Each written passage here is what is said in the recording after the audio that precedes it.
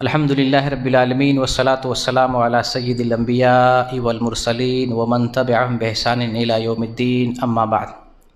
اسلامی بھائیوں، اللہ رب العالمین کا لاکھ لاکھ شکر اور احسان ہے کہ اس نے ہمیں ایک بہترین نظام، ایک بہترین دین عطا فرمایا ہے۔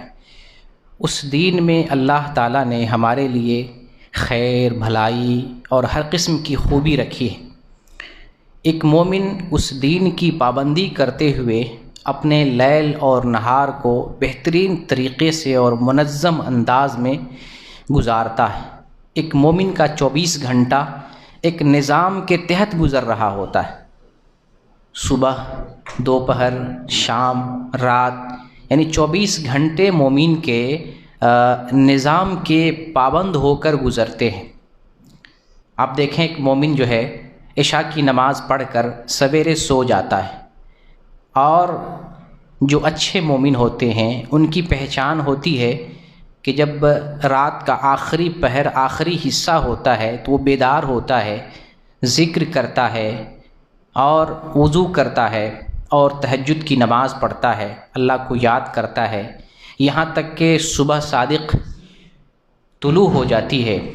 پھر اس کے بعد صبح صادق فجر کی اذان ہوتی ہے، مومن فجر کی نماز پڑھتا ہے۔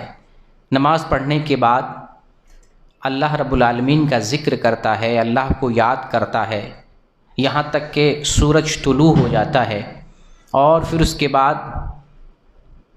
چاشت کی نماز ادا کرتا ہے۔ پھر روزی روٹی کی تلاش میں زمین میں پھیل جاتا ہے، روزی کو تلاش کرتا ہے۔ پھر جب مؤذن اذان دیتا ہے ظہر کی، تو نماز پڑھنے کے لیے ظہر کے وقت مسجد میں جاتا ہے، ظہر کی نماز پڑھتا ہے۔ پھر وہ اپنے کام کاج کی طرف چلا جاتا ہے، یہاں تک کہ عصر کی اذان ہوتی ہے۔ پھر وہ مسجد کا رخ کرتا ہے، اللہ رب العالمین کی بندگی کرتا ہے۔ عصر کی نماز پڑھنے کے بعد پھر اگر دنیا کا کام ہے تو اس کی طرف جاتا ہے، یا آرام کرتا ہے، یا خرید و فروخت کے لیے بازار کا رخ کرتا ہے۔ پھر جیسے سورج غروب ہوتا ہے پھر اذان ہوتی ہے، ایک مومن پھر جو ہے بھاگے بھاگے مسجد جاتا ہے اور اللہ رب العالمین کی بندگی کرتا ہے۔ پھر اس کے بعد مغرب سے لے کر عشاء کا جو وقت ہوتا ہے، اس وقت میں جو دنیاوی فائدہ ہے وہ حاصل کرتا ہے، یا اپنے کام کاج میں اس وقت کو لگاتا ہے۔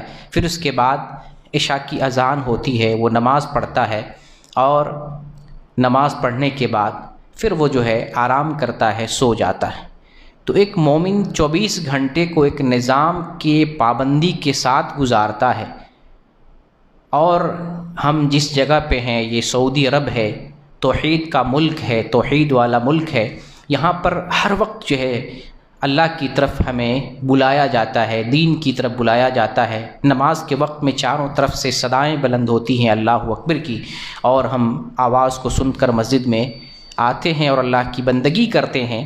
لیکن جب آپ کافروں کے ملک میں جاتے ہیں، کافروں کے دیش میں جاتے ہیں، تو کب فجر ہوتی ہے، کب سورج نکل رہا ہوتا ہے، کب سورج زوال پذیر ہوتا ہے، کس وقت جو ہے ظہر کا وقت ہو رہا ہے، کس وقت جو ہے عصر کا وقت ہو رہا ہے، کس وقت سورج ڈوبنے کا وقت ہے، کس وقت جو ہے عشاء کا وقت ہو رہا ہے۔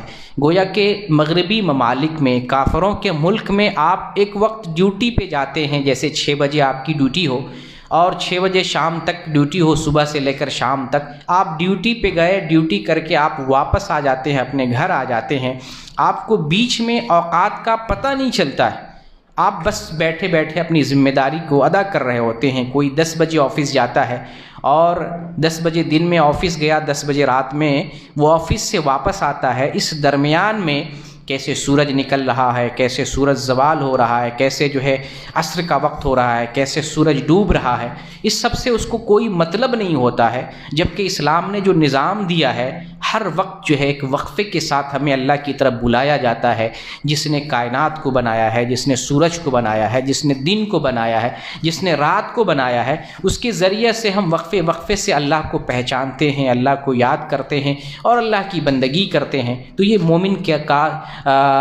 مومن کے جو ہے شب و روز ہوتے ہیں، اس کے جو شب و روز ہوتے ہیں وہ پابندی کے ساتھ گزرتے ہیں۔ اللہ رب العالمین سے دعا کرتے ہیں اللہ تعالیٰ ہمیں پابندی کرنے والا بنائے۔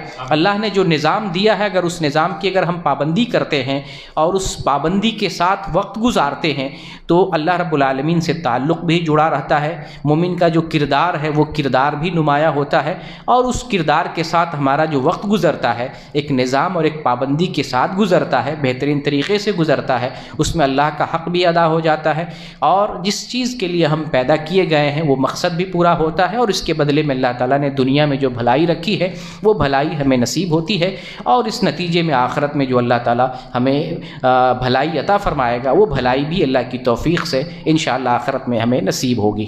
اللہ رب العالمین سے دعا کرتے ہیں بار الہ ہمیں سچا اور پکا مومن بنائے۔